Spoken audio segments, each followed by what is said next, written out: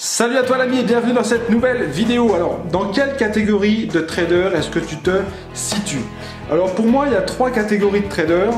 La première catégorie, ça va être les traders feignants. C'est-à-dire que les traders feignants, c'est simplement des gens qui voient effectivement à travers le trading que la possibilité effectivement de gagner énormément d'argent et donc ils arrivent sur les marchés financiers avec uniquement cette idée-là. Et ce qu'ils se disent, c'est qu'effectivement, il n'y a pas besoin de se former, il n'y a pas besoin d'expérience, etc., etc. Et ils se pointent sur le marché, effectivement. Ils bazardent leurs économies sur un courtier. En général, ça va être les CFD.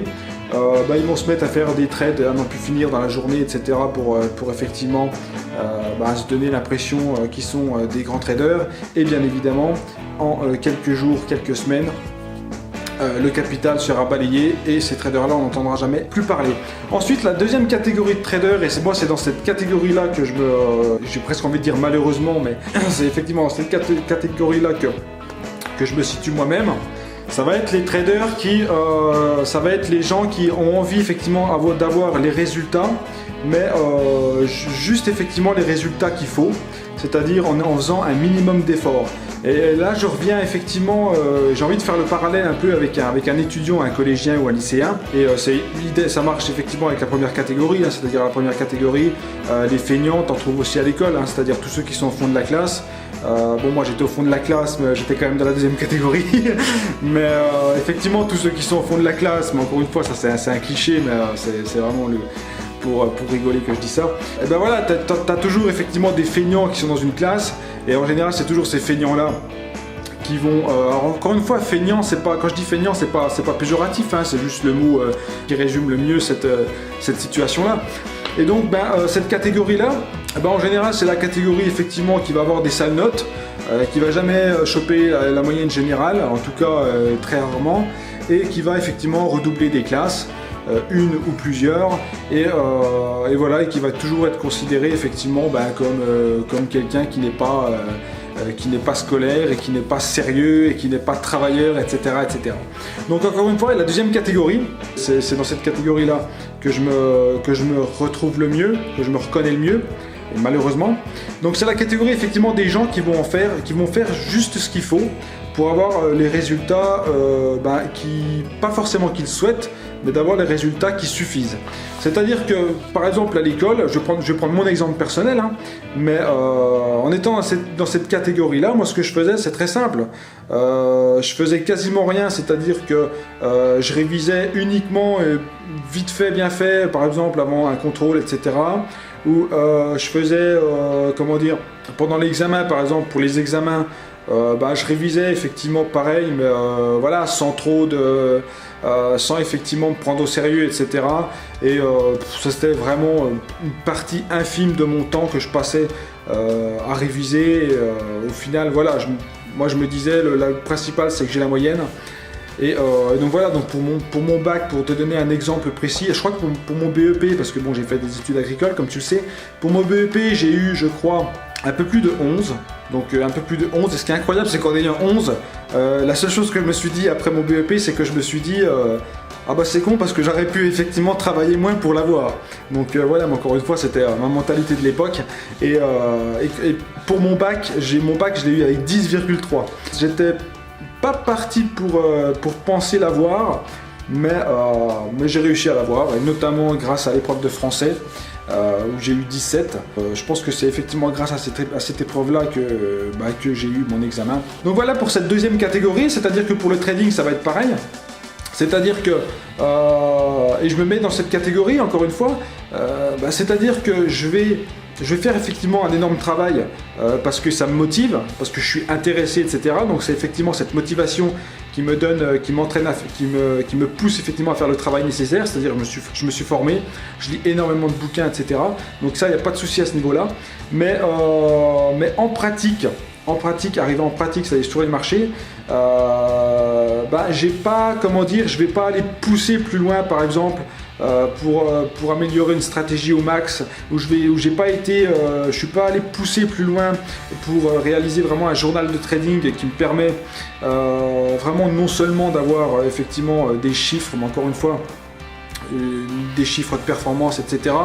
Mais voilà, j'ai pas poussé le truc assez loin effectivement en termes de pour m'apprendre effectivement à me connaître mieux et à connaître effectivement mes habitudes sur les marchés, justement essayer de repérer et de faire justement ce gros travail en fait de repérage pour effectivement éliminer une grosse partie des erreurs, des mauvaises habitudes, etc. etc. Donc ça, je l'ai compris en ayant lu un bouquin dernièrement. Je te le présenterai peut-être effectivement, je te mets le lien si tu veux dans la description. C'est encore effectivement un bouquin. Alors si tu as lu l'art du trading, c'est un bouquin encore une fois qui est similaire, mais pareil, c'est-à-dire avec une vision différente de l'auteur. Et c'est très très intéressant de lire encore une fois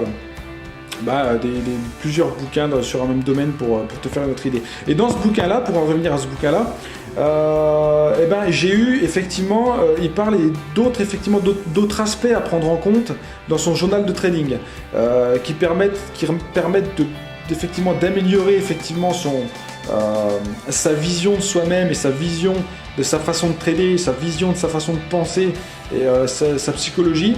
Et tout ça effectivement c'est juste des données que tu rentres effectivement c'est des données effectivement que tu notes et tu croises effectivement ces données pour t'améliorer si par exemple tu découvres que tu as certains créneaux horaires dans ta journée de trading ou celle que tu fais que perdre et que tu as d'autres créneaux horaires dans ta journée de trading qui te disent que dans lesquels effectivement tu fais le plus de gains, effectivement si tu sais ça, si tu prends conscience de ça, tu vas arrêter effectivement de trader pendant ces créneaux horaires où tu perds et tu vas essayer de trader un peu plus et te concentrer un peu plus sur les créneaux horaires sur lesquels tu gagnes.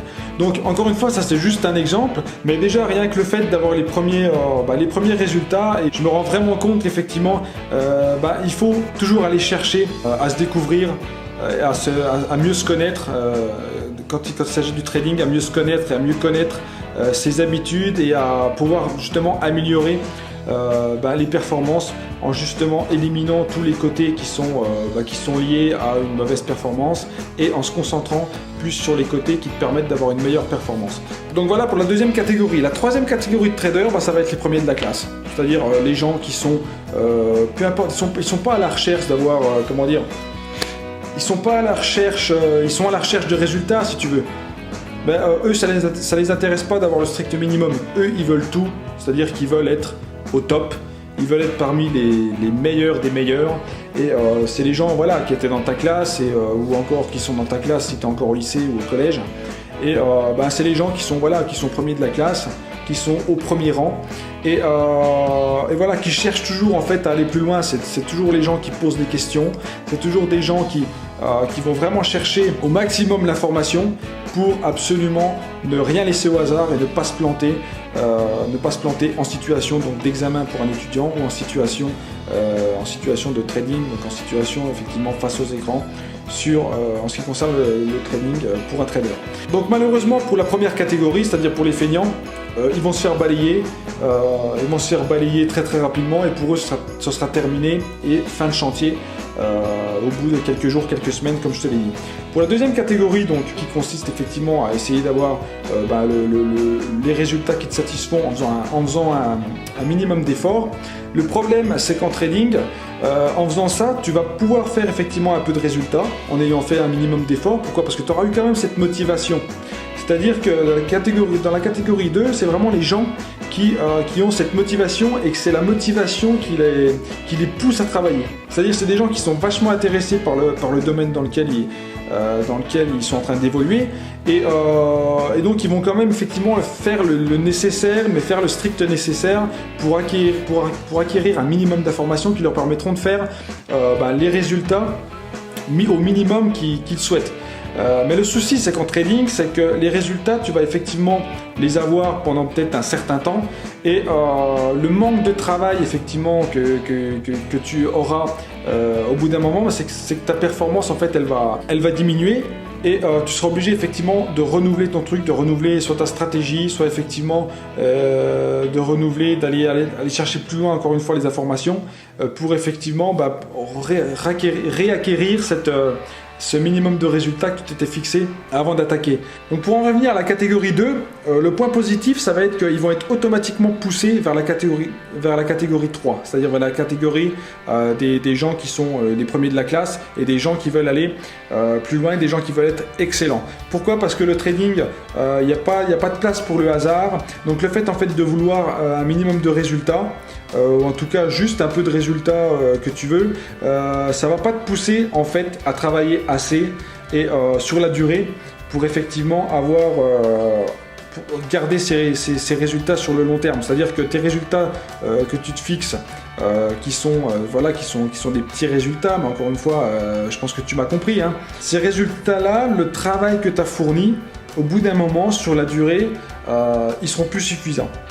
C'est-à-dire que tu vas te rendre compte que certes, tu as réussi à faire ces résultats-là pendant un certain temps, mais tu vas vite te rendre compte qu'il y aura peut-être eu effectivement une grosse part de chance parce que tu auras effectivement été dans un marché qui convenait effectivement à ta stratégie.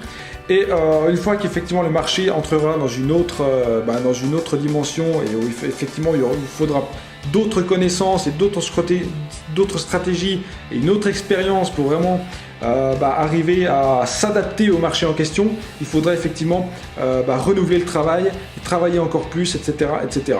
Donc ce qui fera qu'au final, tout le travail que tu n'auras pas fait avant, c'est-à-dire à la limite aller faire le travail vraiment plus approfondi dans la connaissance des marchés, dans les différentes stratégies en fonction de comment le marché évolue et en fonction de la situation du marché, il va falloir effectivement que tu redoubles d'efforts et que tu ailles chercher ce travail que tu n'as pas fait en amont pour effectivement redresser tes résultats.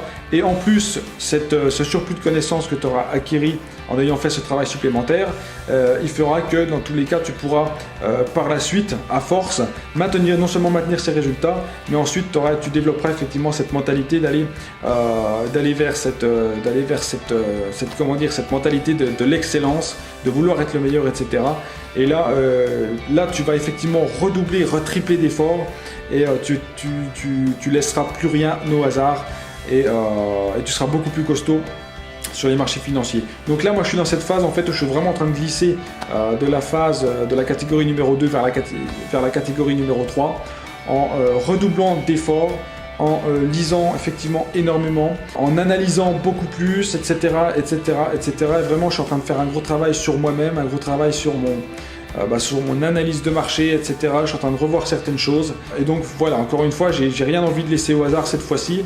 Et je me suis vraiment fixé pour cette année. Il faut que cette année, faut que j'arrive à la fin de l'année effectivement à dégager quelque chose de positif et à vraiment me prouver que ça y est, je suis capable de gagner effectivement régulièrement sur les marchés financiers. Donc voilà pour cette vidéo, j'espère qu'elle t'a permis effectivement de te situer un peu dans quelle catégorie tu es, en espérant que tu n'es pas dans la première catégorie, bien évidemment.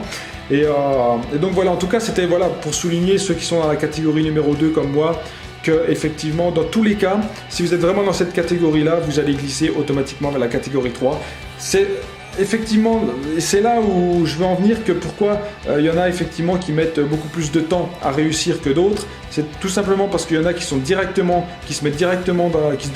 les moyens en fait pour être dans la catégorie 3 dès le début. Et il y en a d'autres qui jouent un peu plus la carte de l'effort minimum sans plus, qui s'inscrivent dans la catégorie numéro 2, mais qui ensuite, dans tous les cas, avec le temps, justement, et c'est ça qui demandera du temps, glisseront vers la catégorie numéro 3. Donc n'hésite pas à liker cette vidéo, n'hésite pas à la partager. Je t'invite fortement à t'abonner à ma chaîne YouTube si ce n'est pas encore fait. Et quant à moi, je te dis à très très bientôt dans une prochaine vidéo. Bye bye!